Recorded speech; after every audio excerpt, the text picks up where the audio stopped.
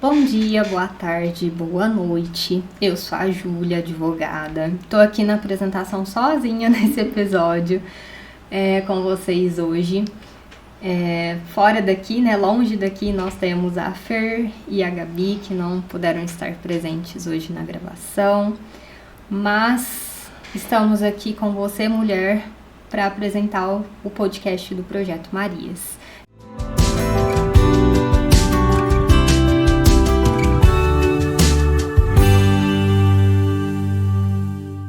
E a nossa convidada especial é a minha psicóloga, que salva a minha vida literalmente, semanalmente, Jéssica. Vou deixar o espaço para você se apresentar, falar um pouco de você. Bom dia, gente. Tô muito feliz de estar aqui de novo, né? Pela segunda vez. Honrada, arrepiada de estar aqui para falar de um tema super importante também. Tô meio resfriadinha hoje, a voz não vai estar das melhores, mas preparei bastante coisa legal pra gente poder conversar. Pra quem não me conhece, eu sou psicóloga, estudo saúde mental da mulher. Ótimo.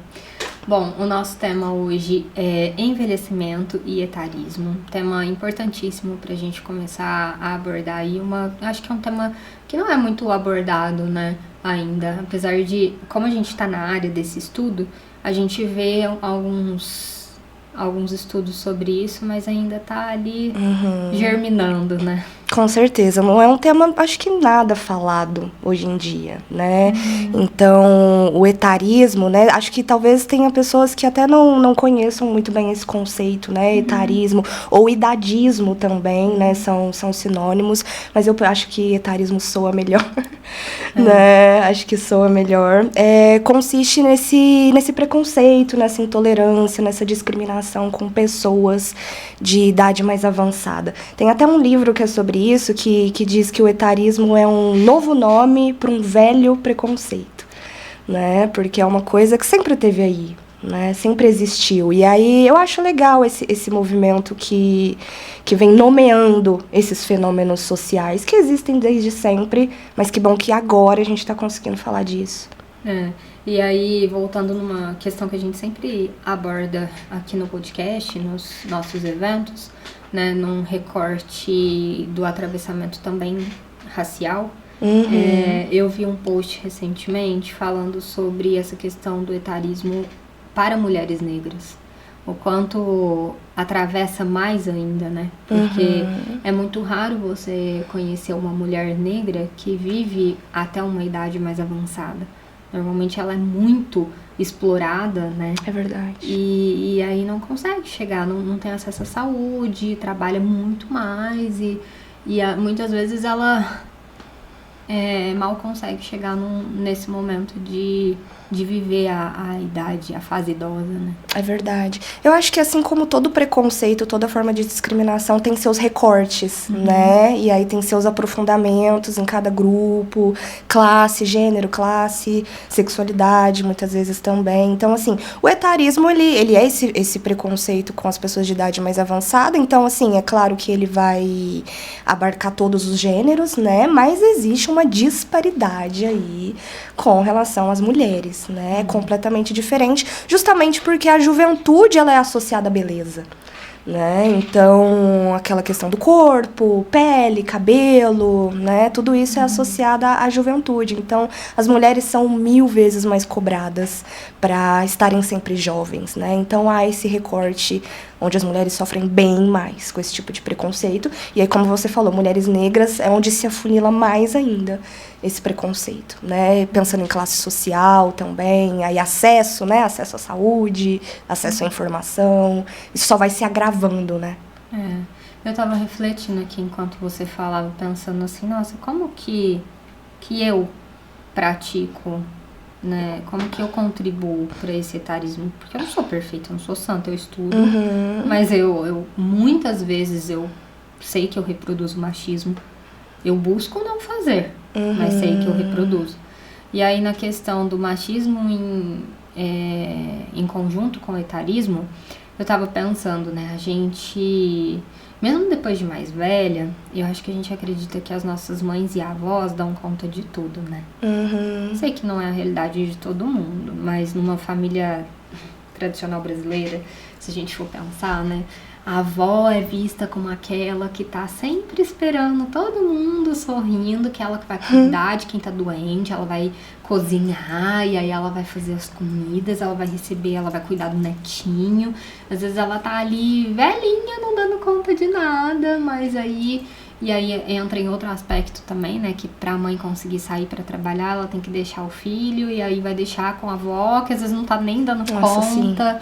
Né? E aí muito, eu sei que nesse caso em si a gente não pode evitar, né? Muitas vezes é a saída que a mulher tem para ir trabalhar, mas a gente, enquanto pode, às vezes evitar sobrecarregar, né? Essas mulheres que estão avançando na idade, que às vezes deveriam ter a oportunidade de... Deveriam trabalhar menos, né? Tá menos a serviço dos outros, mas parece que é o contrário. Parece que quanto mais idade, mais gentil essa mulher tem que ser, né? Mais compreensiva ela tem que ser. Quando, na verdade, ela tá muito mais cansada de ser compreensiva e gentil e cuidadosa, né? Então, era pra gente dar um desconto ali, mas parece que se exige ainda mais, quando você falou da avó, né? E aí você comentou, né? Como é que a gente contribui com o etarismo, né? O etarismo, acho que como outras formas de preconceito, também é uma questão estrutural, né? Que tá aí nas entrelinhas, de pequenos comentários que nós fazemos. Então, assim, enquanto a gente ouve aquela frase, né? Isso não é lugar de mulher, né? Uma frase que afeta todas nós. O etarismo, ele vai trazer a questão também de que isso não é lugar para uma mulher da sua idade. Né? Que aí existe o lugar certo para cada idade, né? Ou também algo que é muito comum de se ouvir, que aí soa como um elogio, a intenção é boa, né? Que é você tá muito bem para sua idade. Você acredita que eu ouvi isso? Com certeza você deve ouvir. Eu imagino que você deve ouvir. Nossa, você não aparenta ter a idade que você tem. Anos. E por que é que eu não posso? Relacionamento. Eu estava me relacionando. E aí a pessoa me viu de biquíni pela primeira vez e falou assim, nossa, você tem um corpo muito bonito pra alguém de 30 anos. E eu assim, quê?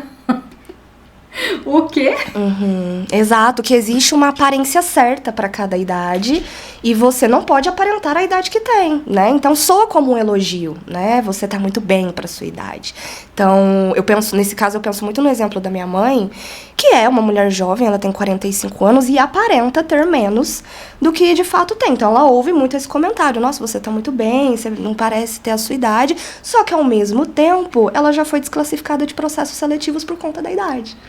Então, tá vendo que não tem pra onde correr? Tá, eu tô bem pra minha idade, então você tá falando da minha estética, mas sobre a minha capacidade de trabalho, por eu ter 45 anos, talvez eu não possa trabalhar, sei lá, com tecnologia, né? O recrutador vai dar preferência pra uma pessoa mais jovem, então não tem muito pra onde correr. Meu Deus... É um paradoxo. Nossa. E é complexo isso, né? Porque, assim, na melhor das hipóteses, todas nós vamos envelhecer. Né? No melhor dos cenários, assim, viver é envelhecer constantemente. A gente tá aqui, os minutos estão passando e a gente tá envelhecendo, só que a gente não fala sobre isso. Eu não sei se é porque o envelhecimento, ele também remete à morte, né? E aí esse medo da morte, esse medo do passar do tempo. Então, me parece que a gente tem medo do envelhecimento um pouco por conta do medo do desconhecido, de pensar como é que vai ser. A gente não sabe mesmo como é que vai ser, porque a gente não fala sobre isso.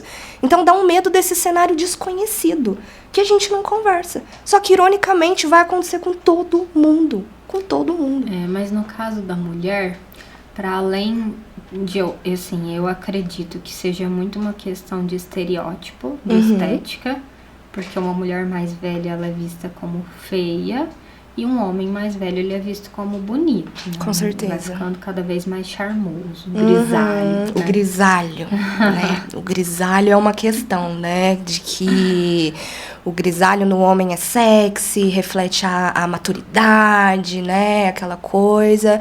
E na mulher é o desleixo, né? Enquanto que, gente, assim, eu tenho, né? Novamente, eu tenho 30 anos. Eu tenho muito cabelo branco. Muito. E eu me recuso a pintar. Eu me recuso. Já ouvi de pessoas falar assim, nem parece. E já ouvi pessoas falando assim, nossa, isso é cabelo branco? Né? E eu, cabelo branco. Tenho desde os 20 anos de idade. eu não vou ficar estragando meu cabelo e pintando. E eu conheço tanta mulher grisalha que eu acho chiquérrimo. Porque eu acho que quando uma mulher assume seu grisalho, ela passa uma sensação de poder tão forte. Então, assim, e ela é poderosa porque ela tá bem consigo mesma. E aí eu acho que vem essa questão, assusta o patriarcado. Assusta. Porque uma mulher bem consigo mesma, ela é muito poderosa mesmo, ela é sábia, né? E ela passa essa imagem e ela é isso. E aí ela é uma ameaça pra essa estrutura. Aham.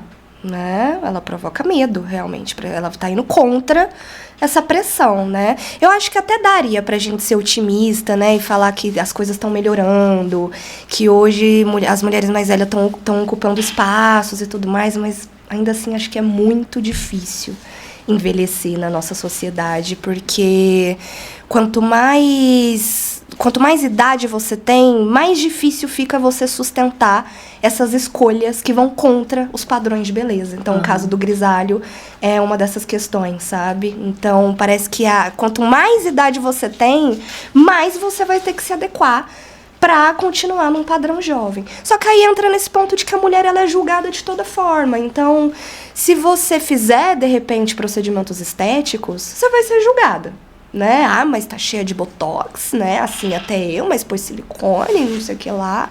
A mulher que faz procedimento é julgada. A que não faz, também é julgada. Mas como assim? Ela tá com essa pele, com esse cabelo, tem que dar um jeito nisso, tem que fazer alguma coisa, vai botar um botox, tudo. Então é aquela coisa, não tem pra onde correr. De toda forma você vai ser julgada. Tem os exemplos, né, das mulheres da mídia, né, mulheres mais famosas que estão envelhecendo, a Xuxa, a Madonna, por exemplo, que estão agora começando a bater nessa tecla de, gente, me deixa envelhecer em paz. Sabe? Eu estou velha. Para de exigir de mim uma pele esticada, um cabelo reluzente, porque isso não condiz mais com a idade que eu tenho. É contra o natural. É contra o natural. E aí é isso. A pessoa é julgada independente das escolhas que ela toma. Se ela escolher, né, fazer vários procedimentos para se conservar jovem, as pessoas vão falar, olha como tá esticada a cara da fulana. E se ela assume o cabelo branco, assume aquela pele, também vai falar, meu Deus, que desleixo. E dito isso, eu acho que a conclusão é, se você vai ser julgada de qualquer jeito, faz o que você vai se sentir bem. Sim. Se você se sente mal com o cabelo branco, exemplo disso lá em casa mesmo. Eu sempre falei pra minha mãe que eu acho que ela fica super bem com o cabelo dela natural. Minha mãe também tem bastante cabelo branco. Mas ela não gosta. Ela não gosta de jeito nenhum, então ela pinta de loiro. E ela gosta, ela se sente bem assim. Então, assim, se ela gosta, aí eu falo pra ela, se você gosta por você, então pinte.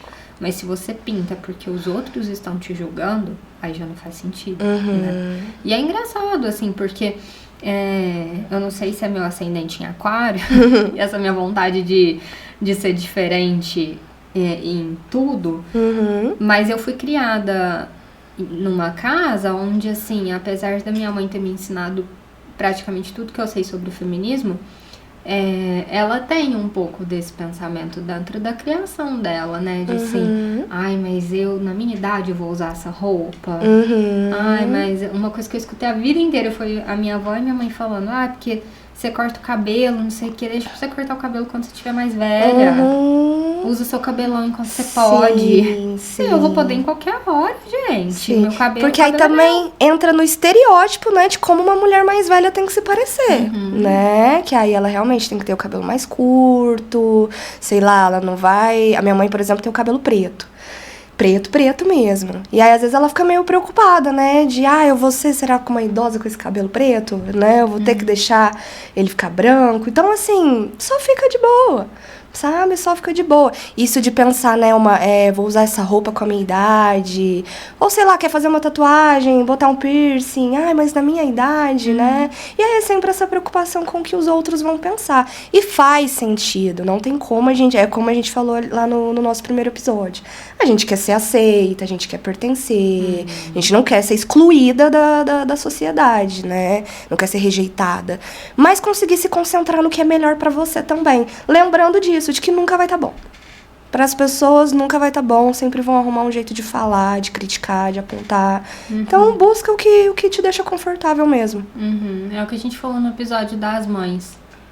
Uma mãe, ela sempre vai ser julgada, independente de qualquer coisa. Se ela for só se dedicar à maternidade, se ela for trabalhar e ser mãe ao mesmo tempo, é como se sempre tivesse um holofote nas nossas cabeças e as pessoas estivessem lá na cadeira do The Voice, apertando o botão pra virar ou não. Mas na maior parte das vezes, mesmo que virar, eles vão ter um comentário pra fazer.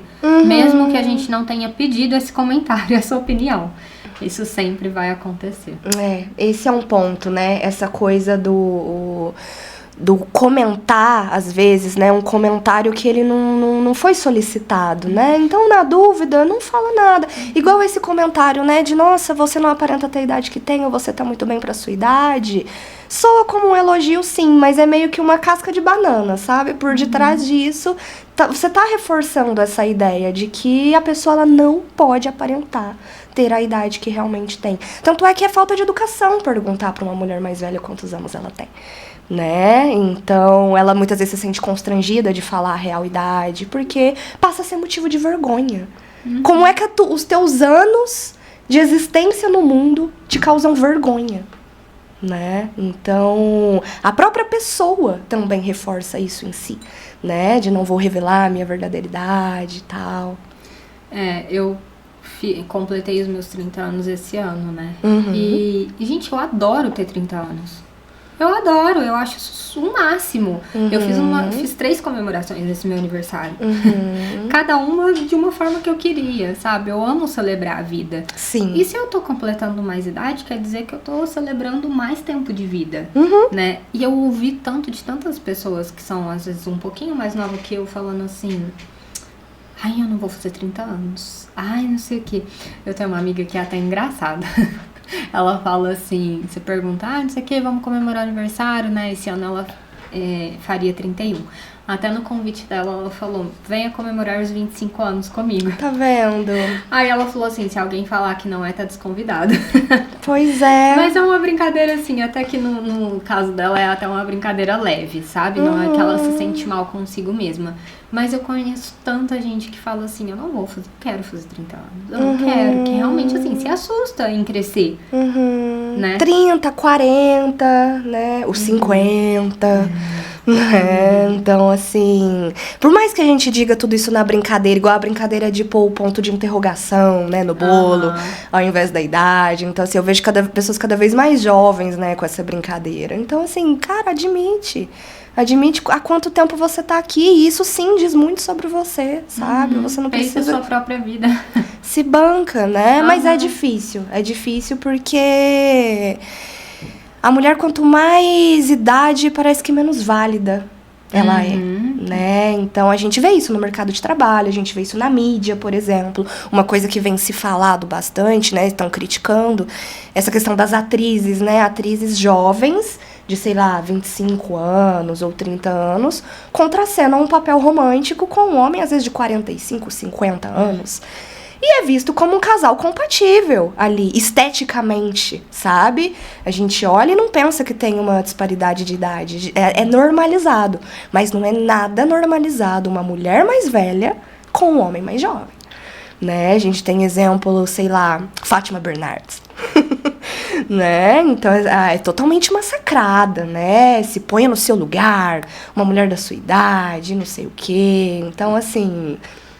Eu assisti um filme recentemente que abordava bem esse assunto da Anne Hathaway, que ela se apaixona por um famoso, um cantor bem mais novo, e tudo que isso implica na vida até da filha dela, né? E aí no filme ela tem até que abrir mão, assim, por um tempo ela abre mão disso, de ter esse relacionamento pra isso não atingir a filha dela.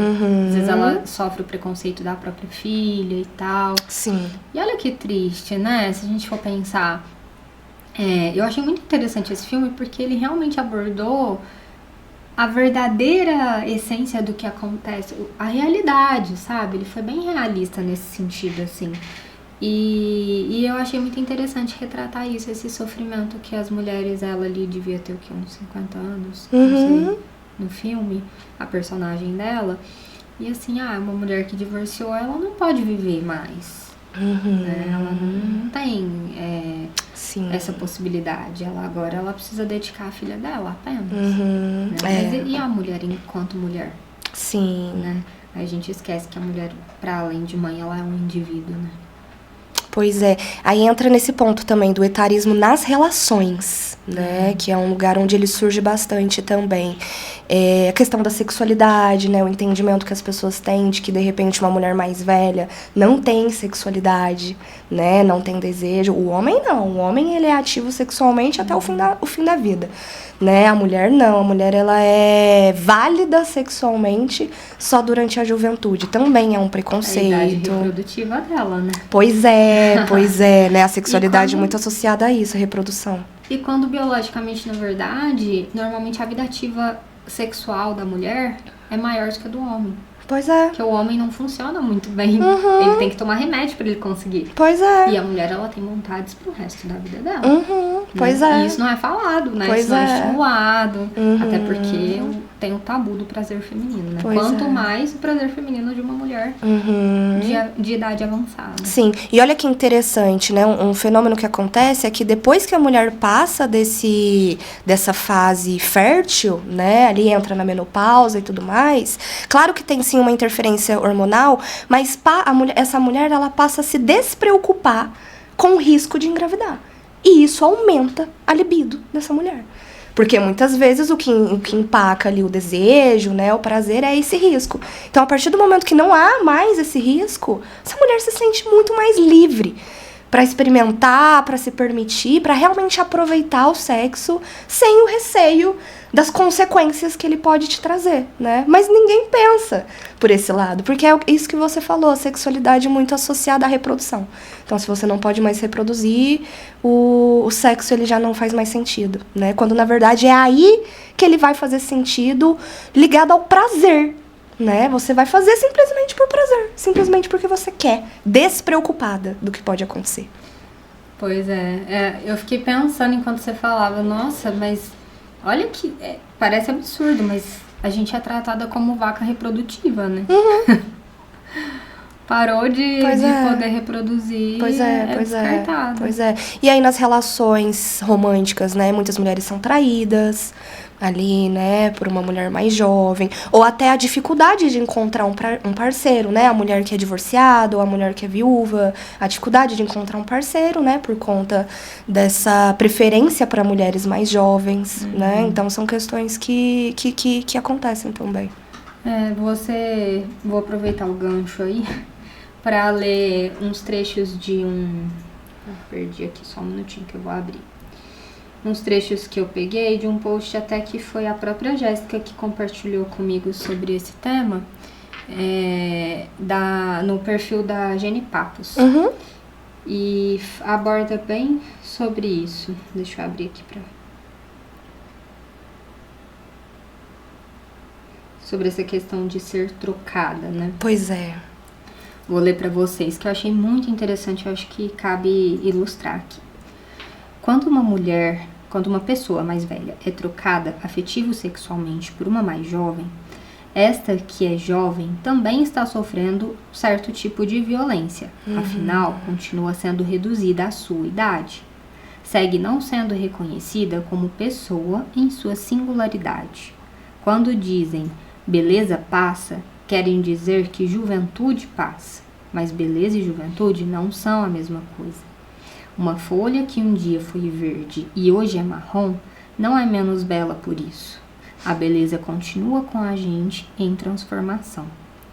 E aí eu já vou aproveitar para ler um outro trecho também que encaixa com o que a gente falou anteriormente. É etarista supor que toda mulher de mais de 40 anos está desconfortável consigo. É preconceituoso assumir que todas as pessoas mais velhas têm como objetivo final de suas vidas um adiar do tempo ou ocultarem as suas idades. Pois é. Eu acho que entra nessa questão de que a pessoa mais velha não pode decidir por si também, né? E de que nem faz mais sentido também tomar grandes decisões. Eu já ouvi coisas, por exemplo, mas eu tô velha demais pra me separar. Agora já foi. né? Vou me separar e vou fazer o quê? Vou ficar sozinha agora, né? Então, é etarismo também essa coisa do excesso de zelo, o excesso de cuidado ali direcionado à pessoa mais velha, entendendo que de repente ela não consegue decidir por si. Como se ela fosse né? incapaz. Claro que terão casos, sim, né? Pessoas ali com já um avanço no processo de demência e tudo mais. Mas aí tudo vai do bom senso, né? Então, assim, o etarismo, ele também abre caminhos para outras formas de violência, se a gente parar para pensar. Uma mulher mais velha é uma mulher muito mais vulnerável, né? Então, tem estudos que falam que 15% das pessoas mais velhas sofrem violência dentro do lar. Desde violência física, violência verbal, violência patrimonial, né? Que é quando o restante da família começa a responder pela pessoa, né? Tomar conta dos bens, tomar decisões que muitas vezes prejudicam essa pessoa, né? Então, existe também essa infantilização do idoso, de que são os outros, são os mais jovens que vão buscar decidir por eles, né? Então, eu acho que a gente tem que se descontaminar um pouco desse estigma que se tem, né, da pessoa idosa, tanto dessa questão cognitiva quanto a questão estética, né? Falando um pouquinho de novo de estética, quando eu falo disso, eu sempre me lembro de uma cena do filme da Barbie, que tem um momento que ela sai ali, né, do universo dela, né, a Barbilândia, eu acho, e ela tá num ponto de ônibus. Ai, essa cena é linda. E foi o único momento que eu me emocionei, assim, no filme. Ela tá no ponto de ônibus e aí ela vê uma velhinha, bem velhinha mesmo, enrugadinha, cabelo branquinho, né, e ela olha e ela fica encantada. E ela fala, meu Deus, você é linda. Essa pele, esse cabelo, como você fez isso? Então, ou seja, ela tá totalmente descontaminada desse preconceito, desse padrão. Então, assim, eu acho que tentar fazer um pouco isso, suspender esse estigma que se tem do que é belo, né? Porque rugas... tanto nessa cena. As rugas podem ser belíssimas. O cabelo branco também pode ser belíssimo, né? Você sabia que os produtores queriam cortar essa cena do Pois, filme? é? Por quê? Não viram rentabilidade, né? Mas a diretora falou, não, de jeito nenhum. Se cortar essa cena, nada nesse filme faz sentido. E ela não deixou cortar. E foi uma das cenas mais emocionantes desse filme. Pois é, pra mim é uma das minhas cenas favoritas. Ela me marcou muito, que é isso. Olha como, quando a gente não tá contaminada, quando a gente suspende o padrão de beleza, dá pra achar tantas outras coisas bonitas. Dá. Então é muito limitante essa ideia de beleza que a gente tem, muito limitante. Esse apego à juventude, né? Eu me lembro também daquela frase da Rita Lee, né, diva, que ela fala que ao envelhecer, ou você se torna uma feiticeira ou você se torna uma perua, né? As peruas, elas vivem em guerra contra o tempo e as feiticeiras fazem as pazes com esse tempo, né? Que é você usar esse tempo ao seu favor, né? Então eu acho que eu quero mais ir pro caminho da feiticeira mesmo. Adoro, eu sou uma bruxona. Uma E bruxona, aceito uma isso. feiticeira, usar essa sabedoria, usar esse tempo no mundo de uma forma boa e não ter vergonha disso e ficar lutando contra isso. Nós temos uma sociedade cada vez mais velha. As pessoas estão tendo menos filhos e nós estamos vivendo mais com o avanço da medicina. Então, o mercado de trabalho também vem se preocupando com isso, né? Com o espaço que essas pessoas precisam ocupar, que é uma outra questão que o etarismo também acaba afetando, né? O etarismo no mercado de trabalho, porque essa exclusão do mercado também afeta a autoestima, como eu dei o exemplo da minha mãe. De pensar, por um lado dizem que eu tô bem pra minha idade, mas pro outro eu não sirvo pra fazer determinado trabalho, né? E pensar que o trabalho na nossa sociedade, ele tá muito alinhado a um propósito de vida. Então, se a partir de determinado momento você já não é mais aceita nas relações, as pessoas não querem te namorar, as empresas não querem te contratar, o que resta pra sua existência? Tem Né? um livro do Franz Kafka que chama Metamorfose. Um sujeito que perde o emprego e ele vai se transformando num inseto gigante. E aí ele tá dentro da casa dele e ele é tratado como um inseto. Um ser asqueroso e inútil, né? E ele se sente assim. E isso é real. O ser humano, na essência dele, como você disse, né? O propósito de vida tá muito ligado ao trabalho. Porque a gente precisa se sentir produtivo. E Se aí, sentir útil, né? E aí, para além dessa produtividade tóxica e ultraprodutividade que a gente vem, né, analisando por aí, vendo que tá acontecendo, mas realmente da pessoa se sentir capaz, né? Essa questão de não tratar um idoso como um idoso, uma pessoa mais velha como alguém que não tem capacidade. E eu vejo o meu avô mesmo. O meu avô, ele é um cara de quase 70 anos e nesse momento ele tá no Uruguai trabalhando. E ele vive viajando pelo mundo trabalhando, né? E isso é importantíssimo para a dignidade da pessoa, né? A pessoa poder sentir. E ela não é uma mulher idosa, uma mulher mais velha, ela não é útil porque ela tá assando um bolo pro neto dela. Ela é útil quando ela tá fazendo o que ela acha que é importante. A minha avó também, minha avó já tá aposentada. Ela tá lá trabalhando. Você vê, sentar e conversar com a minha avó, ela começa a te contar. A primeira coisa que ela vai te contar é que ela é cuidadora. Minha avó é pedagoga. E hoje ela é cuidadora de crianças com necessidades especiais. Então ela tem a menininha que ela cuida lá na escola e ela fica por conta dessa menininha. Gente, o cuidado que ela tem com essa criança é surreal, sabe? Assim, ela tem um contato com a mãe da criança. É pessoal mesmo ali, sabe? Cuida, troca a criança. Uma criança até mais velha, né? Já até menstruou, chegou na idade menstrual, só que precisa desse cuidado. E ela se orgulha muito disso. Isso realiza ela. Então é importante pra gente se sentir útil, sentir que a gente contribui, né? Sim. E aí lembrar, né, que essa rejeição, essa discriminação, os maus tratos, as formas de violência e essa falta de senso de propósito é o que muitas vezes leva à depressão. Na idade mais avançada, né? Que também é um outro assunto que se fala pouco, né? Que parece que a depressão, ela abrange só uma determinada idade também. Criança não tem depressão e o idoso também não tem depressão.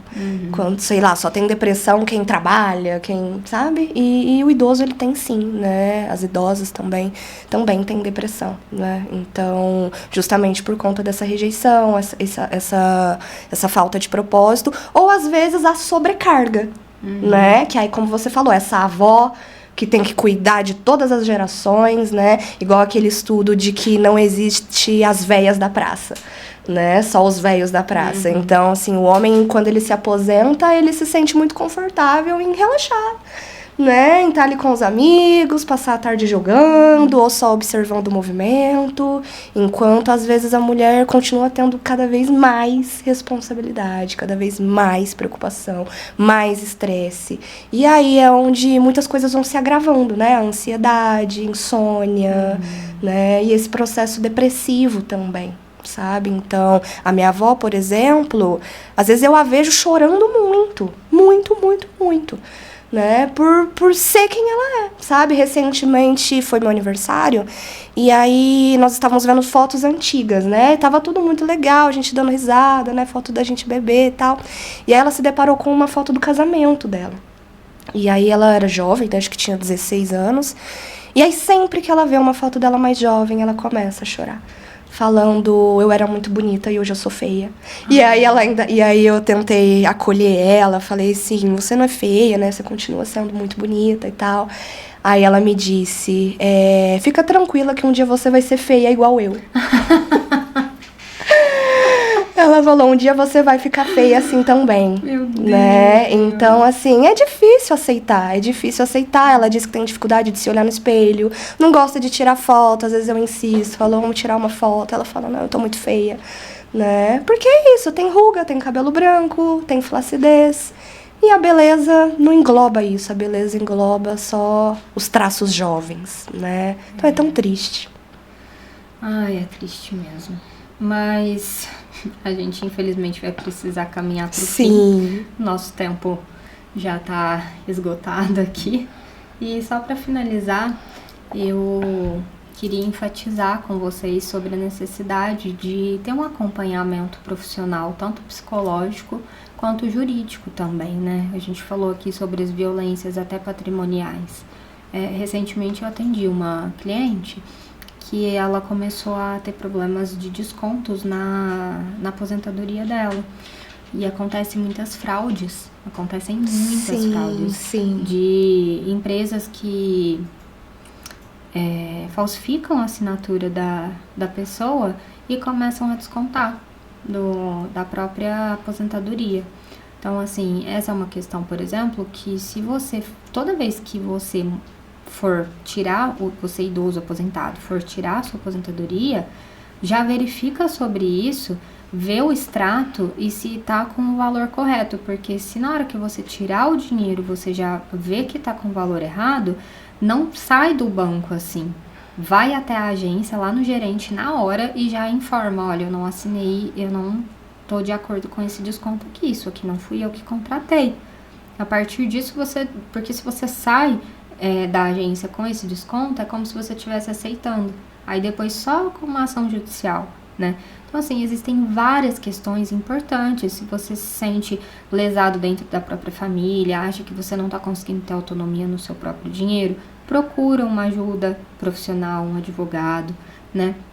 Às vezes você nunca contribuiu no INSS, mas chegou numa idade, precisa desse valor, talvez você tenha direito ao LOAS, ao BPC, né? Então, assim, é necessário, às vezes a gente não enxerga, né? Assim como um psicólogo, a gente não valoriza tanto o trabalho de alguns profissionais, porque culturalmente isso não foi incentivado.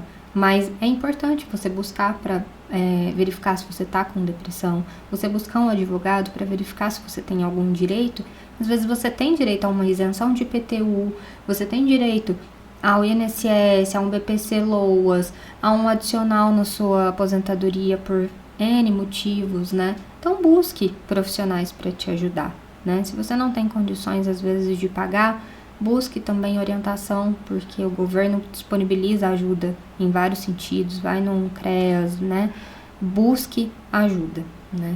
Não é porque você já está em uma idade avançada que você precisa desistir também de si mesmo. Né? Busque sim ajudas, não desanime, né? E é isso. Sim. Lembrar que você ainda existe, né? Exatamente. Você ainda existe, enquanto estiver aqui, até o último dia você ainda existe e merece dignidade.